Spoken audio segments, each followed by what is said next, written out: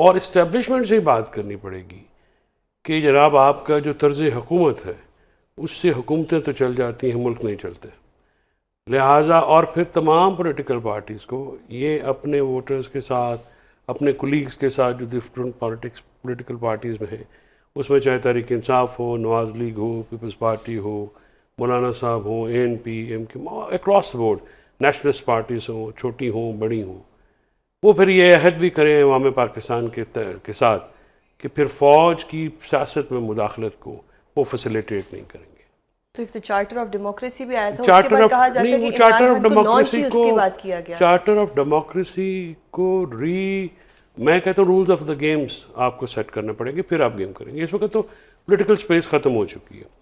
باقی ہم یہ بات کر رہے ہیں کہ آئین، قانون، ضابطے، اگر تو ملک آئین اور قانون کے مطابق چل رہا ہوتا تو پھر تو ہم بات کر رہے تھے. اس کا ڈیفینس منسٹر نے خود کہا ہے اس ہائیبرڈ ماڈل، ہائیبرڈ 2+O یا پرو میکس جو ہے، اس میں یہ پہلی دفعہ پاکستان میں یہ جمہوری مارشل لا نافذ کیا گیا. اس کا طریقہ کار یہ تھا کہ جن کے پاس مینڈیٹ نہیں تھا ان کو آپ نے سیٹیں دیں، انہوں پاکستان تحریک انصاف کے جو معاملات تھے ان کو آپ نے کارنر کیا، ان کے ورکرز کو، ان کے لیڈران کو، ان کی فیملیز کو، ان کے پارلیمنٹریز کو. جو ہوا سب کے سامنے ہے. لیکن ابھی جو بات معنی خیز ہے وہ حکومت کی طرف سے بار بار مذاکرات کا کہنا ہے، اور یہ سب کچھ ہو رہا ہے امریکہ کے دورے کے بعد. یعنی امریکہ کے دورے کی کوئی ریلیونسی ہے؟ ڈیفینیٹلی ہے. اور میں کچھ وہاں پہ جو باتیں ہو رہی ہیں، سہیل وڑائچ صاحب کا آرٹیکل لکھایا گیا اور وہاں پہ یہ کہا گیا کہ انہوں نے بات کی، اور جو وہاں پہ بحث حاصل ہوئی وہ کوئی لاجیکل نہیں ہے. اگر اس کو ریورس کر کے پڑھے تو لاجیکل ہے. وائی وڈ فیلڈ مارشل یا ان کا delegation will discuss Imran Khan if that was for the regional security and all that. ہاں ادھر سے جو بات ہوئی ہے، جو ریمرز ہیں وہاں پہ obviously کنفرمیشن تو نہیں ہے کہ وہاں پہ جو ڈومیسٹک عدم استحکام ہے، انویسٹمنٹ جو کرپٹو ہے یا انویسٹمنٹ ہے یا مائننگ ہے، اس پہ جانے کے لیے ضروری ہے کہ آپ ملک میں ایک سیاسی استحکام لائیں.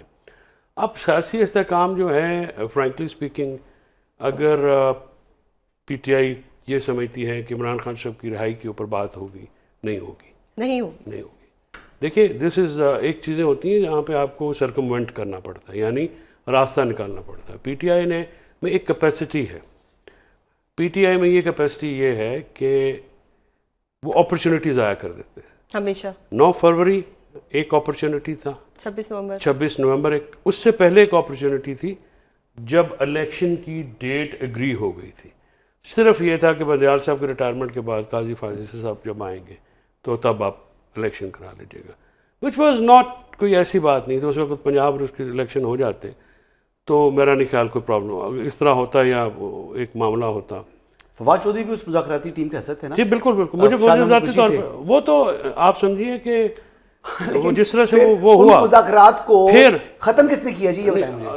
عمران خان صاحب نے کا حکم تھا نا. دیکھیے یعنی کہ عمران خان صاحب رانگ ڈیسیژنز لیتے رہے ہیں، آپ یہ بات مان رہے ہیں، اور وہ ابھی بھی رانگ ڈیسیژنز لے رہے ہیں. اچھا عمران خان صاحب کے رانگ ڈیسیژن ہیں تو کیا نواز شریف کے نہیں ہیں؟ بالکل کیا بینظیر بھٹو کے نہیں ہیں؟ لیکن سر کہیں نہ کہیں نواز شریف صاحب کو مذاکرات کا دروازہ انہوں نے کھلا رکھا. دیکھیے جو عمران خان صاحب کے ساتھ جو اس وقت زیادتی ہو رہی ہے وہ یہ ہو رہی ہے کہ ان کو اپنی پولیٹیکل ٹیم تک رسائی نہیں ہے.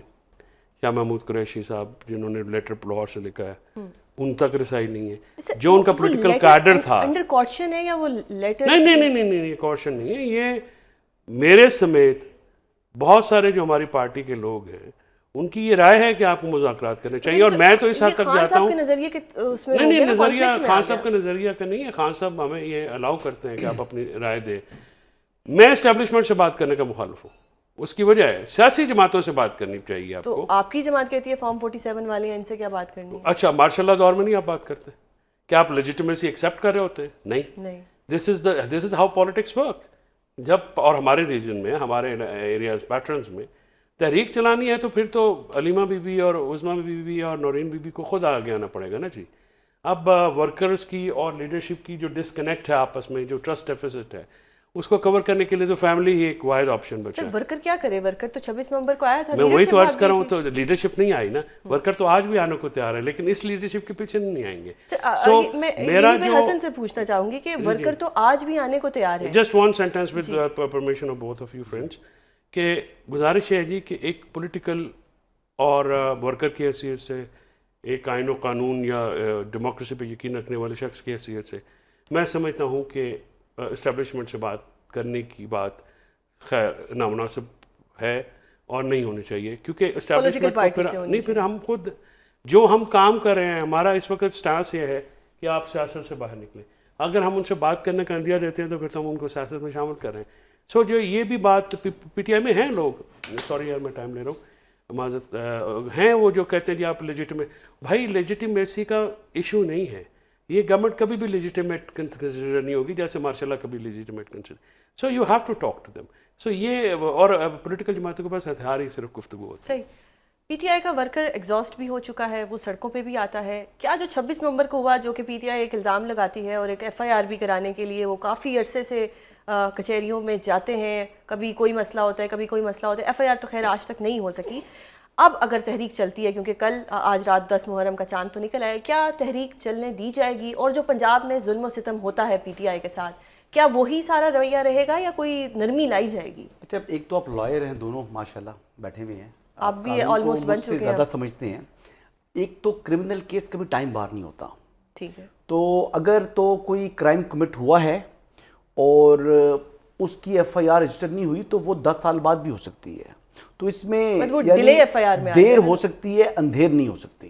چلو ایک منٹ کے لیے بات کریں, ڈیلے اگر کیا تو اپلیکیشنز تو گئی ہوئی ہیں نا, یہ نہیں گئی ہوئی, تو وہ کبھی ٹائم بار نہیں ہوتا. اور وہ جو ایویڈنس ہوتا ہے نا وہ کبھی نہ کبھی سرفیس کے اوپر آ جاتا ہے. دیکھیں لاشیں نہ چھپتی ہیں نہ درخت کے تنے جو ہے نا وہ آپ زمین سے غائب کر سکتے ہیں. درخت بھی اگر بڑا درخت فل گرون آپ کاٹیں گے نا تو اس کے تنے زمین کے اندر رہ جائیں گے, نشانات رہتے ہیں. اور اللہ تعالیٰ نا انصاف نہیں ہے, پہلی بات یہ ہے. اور جس نے بھی یہاں پر اگر اس قسم کی کوئی حرکت کی ہے تو اللہ تعالیٰ کی جو عدالت ہے وہاں سے تو اس کی بچت تو ہے ہی نہیں, وہ تو ہر چیز کو دیکھتا ہے, جانتا ہے. اور جو جھوٹ بیچ رہے ہیں اللہ تعالیٰ وہ بھی دیکھ رہا ہے. تو بات یہ ہے کہ یہ جھوٹا نیریٹو بنا ہے. ابھی تو لاشیں تھیں نہیں تو گولی کیوں چلائی اور اتنا شو ڈال دیا. اگر خدا نہ خواستہ لاشیں گر جاتی حقیقت میں تو انہوں نے کیا کرنا تھا. یہ ایک بیسکلی دیکھیں بائی ڈیزائن چیزیں ہوتی ہیں. پولیٹیکل پارٹیز کے اندر بھی شرارتی لوگ آ جاتے ہیں. یہ اپنی کوئی ریلی نکالتے ہوں گے جے ایل ایم کے اندر کبھی بھی, یا کوئی جلسہ کر رہے ہوں گے تو مخالفین کے بندے بھی ان کی ریلیوں میں آ جاتے ہیں, مخالفین بھی ان کے جلسوں میں آتے ہوں گے. آتے ہیں یا نہیں آتے بات سننے کے لیے کیا بات ہو رہی ہے, ہمارے بندے ہوتے ہیں, ہم جی نہیں جی دیتے. آپ بھی بھیجتے ہیں. تو یہ چیزیں چل رہی ہوتی ہیں. یہ نہیں لازمی کہ وہ پی ٹی آئی نہیں کرنا ہے. اس طرح کی چیزیں شرارتی لوگ ہر جگہ پہنچ جاتے ہیں. وہ الزام بھی پی ٹی آئی بھی دے دیتے ہیں. ہو سکتا ہے کہ کوئی را کے لوگ آئے ہوں جنہوں نے یہ کیا ہو, خدا نہ خواستہ. دیکھیں یہ ایڈمیشن تو ہے نا ٹی ٹی پی کے لوگ آئے ہوں.